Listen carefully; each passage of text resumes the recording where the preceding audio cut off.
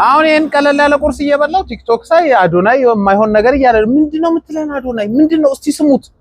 ቆንጆ የሆነ ወጣት ለቁርስ ምንድነው የሚበላው ብላችሁ ጠይቃችሁ መታቁ ከሆነ እንግዲህ እንደዚህ ሎጋ ለምሳሌ የሚበላው ምግብ አሳያችሁ። እስኪ ወደታች አሳያችሁ።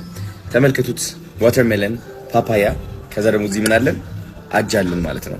ለምን ብትሉ ግብ አልጠፋ የት ልብላ ብለህ መጠየቅ ትችላለህ። ወንድ ልጅ ሆነ ምንድነው አጥሚት ነው መጠጣው ብለህ ቁርሴን ታሳያለህ።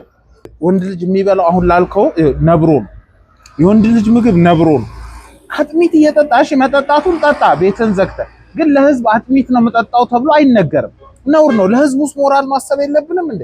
ስሜ የሐረር ሰንጋና ልዩ ክትፎ ልደታ ዴፖ አጠገብ አለ። ዛሬና ነገ ምርቃት ነው። እዛ የ1 ኪሎ ነብሮ ከፍዬልሃለሁ። በማንኛውም ሰዓት ሄደ ብላ እባክህ፣ አታስተቸን። አጥሚት እየበላ ወንድ ልጅ ቪዲዮ አይለቅም። እሺ ይመችህ።